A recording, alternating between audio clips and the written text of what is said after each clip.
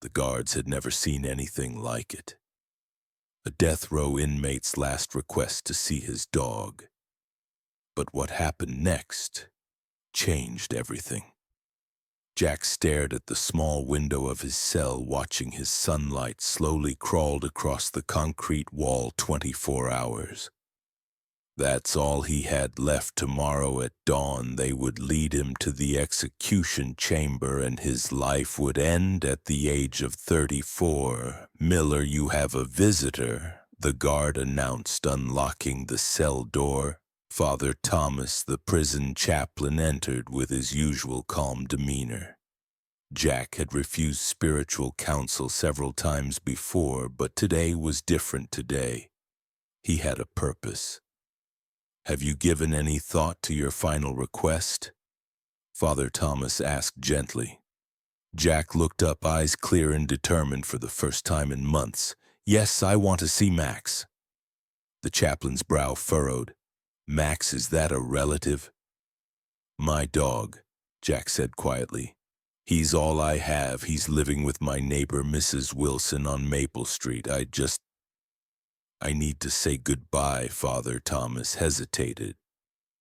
"Jack, I don't know if that's possible. The prison has strict protocols." "Please, Jack," interrupted, his voice breaking. "I've accepted my fate. I'm not fighting anymore. But Max, he was the only good thing in my life, the only living being who never judged me, never gave up on me." As Father Thomas looked into Jack's eyes, he saw something he hadn't seen before, not desperation or manipulation, but simple, honest grief.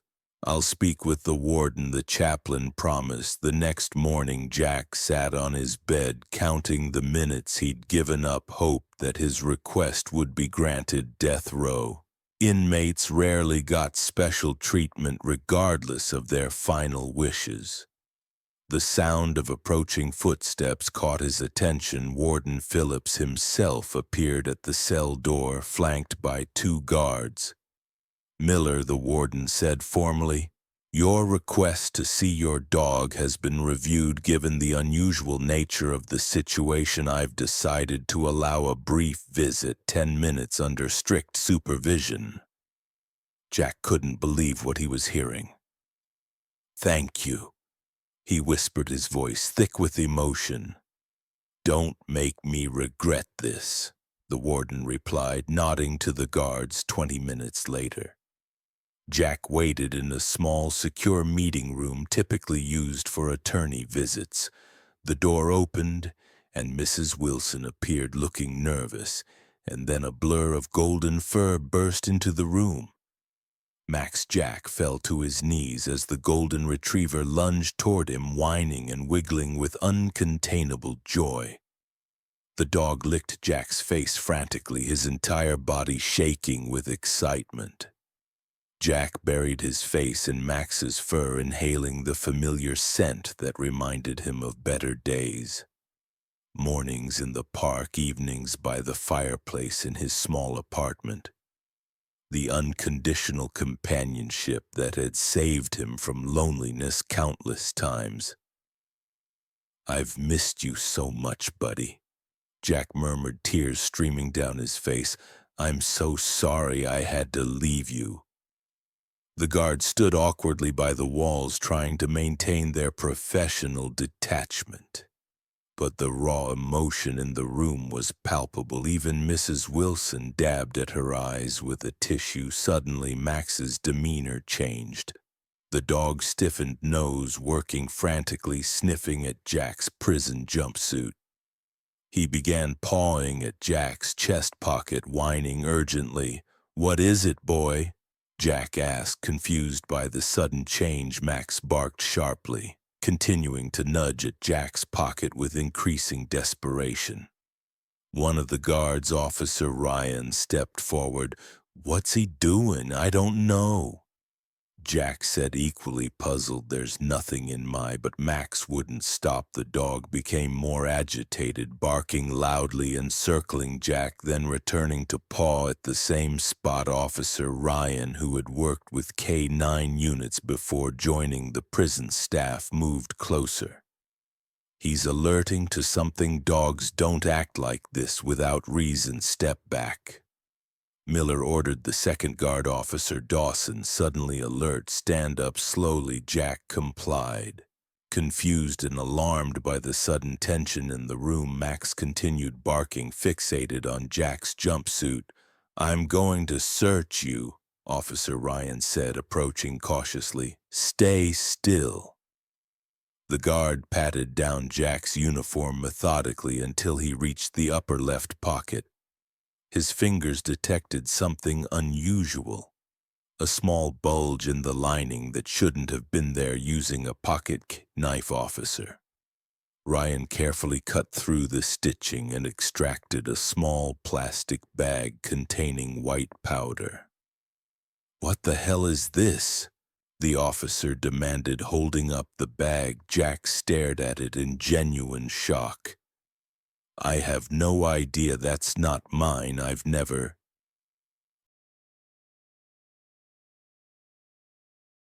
seen that before. Sure, that's what they all say. Officer Dawson scoffed. No, you don't understand, Jack insisted, his voice rising with panic. I didn't put that there. Why would I smuggle drugs the day before my execution? It doesn't make sense.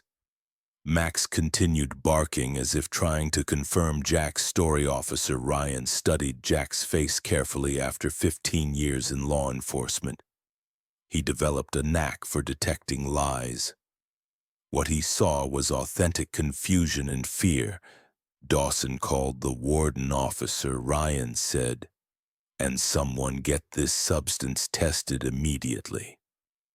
Within the hour, the prison was in turmoil. The white powder tested positive for heroin, high grade and extremely pure. Security footage of the laundry room was reviewed, revealing something disturbing.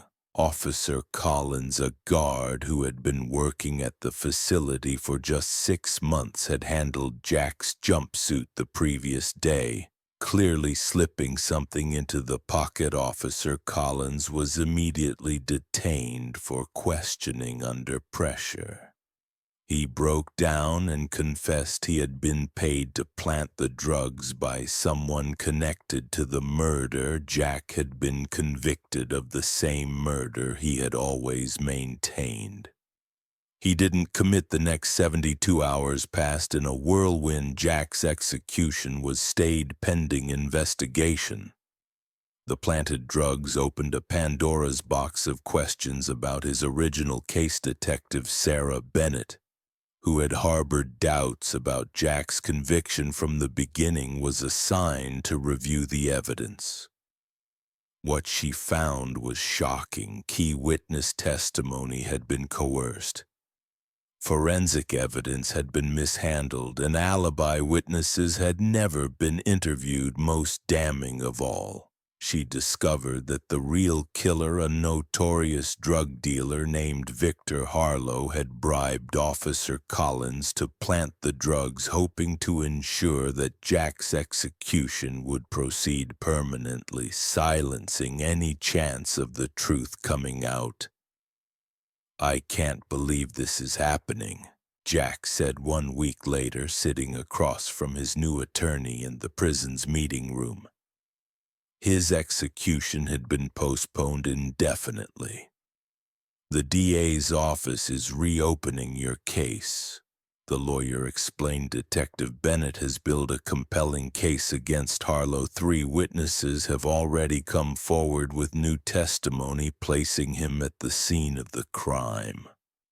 Jack stared at the table, trying to process what he was hearing, and all because of Max. Your dog quite literally saved your life.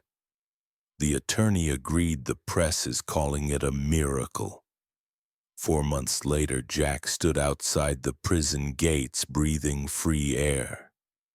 For the first time in 3 years, the judge had vacated his conviction entirely after Victor Harlow confessed to the murder as part of a plea deal for his numerous other crimes. Mrs. Wilson waited nearby, holding Max's leash. The moment Jack appeared, she released her grip. Max bounded forward, nearly knocking Jack over in his enthusiasm. "Hey, buddy!" Jack laughed, kneeling to receive the dog's exuberant greeting. "We did it, we're going home." Detective Bennett approached, smiling at the reunion.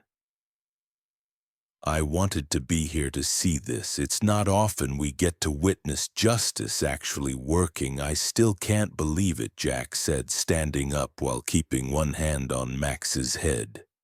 "If it weren't for Max, dogs have instincts we don't fully understand," Bennett replied, "but I have a theory about what happened that day. The person who planted those drugs, Officer Collins, must have handled narcotics before coming to work. Max detected those residual traces on your uniform where Collins had touched it."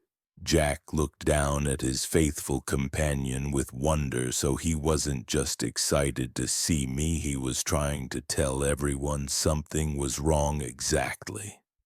And now, thanks to him, we've uncovered a corruption scandal that goes beyond just your case.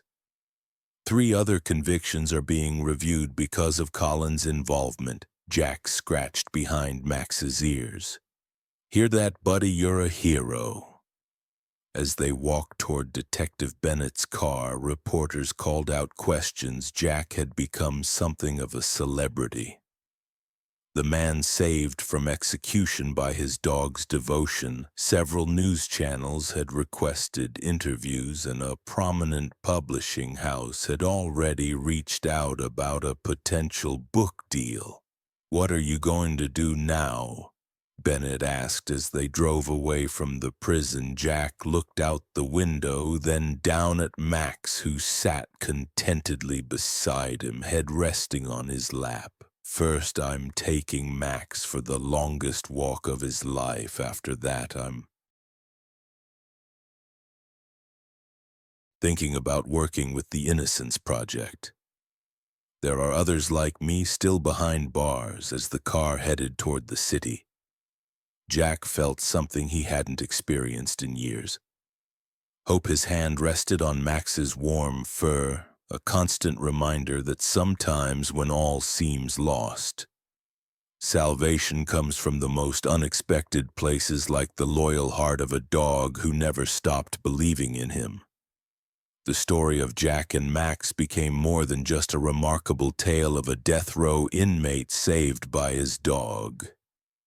It became a symbol of hope, a reminder that sometimes second chances appear when we least expect them, and that the purest form of love, one without judgment or condition, can light the way forward even in our darkest hours.